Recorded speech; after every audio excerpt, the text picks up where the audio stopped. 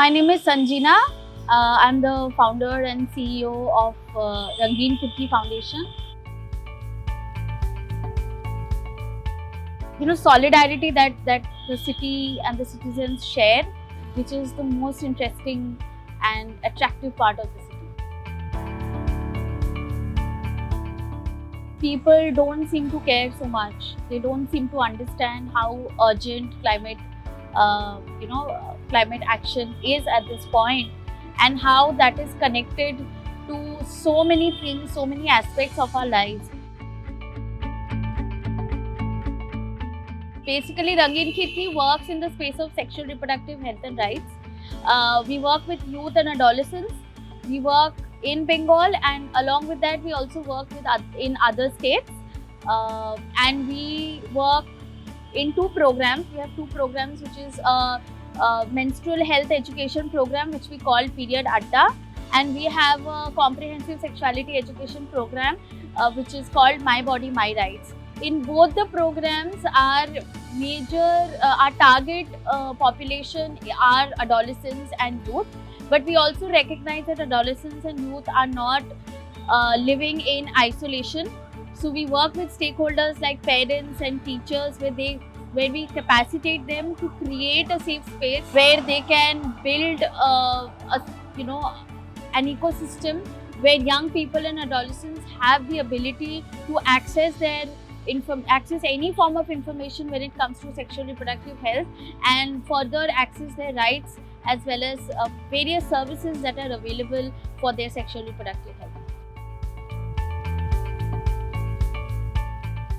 Our work in the sexual reproductive health and space, where we focus on menstruation, we always advocate for sustainability and sustainable menstruation, where we say that instead of using these pads, why don't you go back to reusable options like cloth pads and menstrual cups and others, where basically you are using products that are good for the environment, that are good for you health-wise, and is also cheaper. I was diagnosed with a condition called PCOS when I was 19, and even after that, there were so many kinds of diagnoses that happened around it. I went to various gynecologists, I approached various kind of treatments, and nothing really worked. And along with that, there came a lot of stigma and shame around it. Plus, in terms of my gender, my sexuality, there was a lot of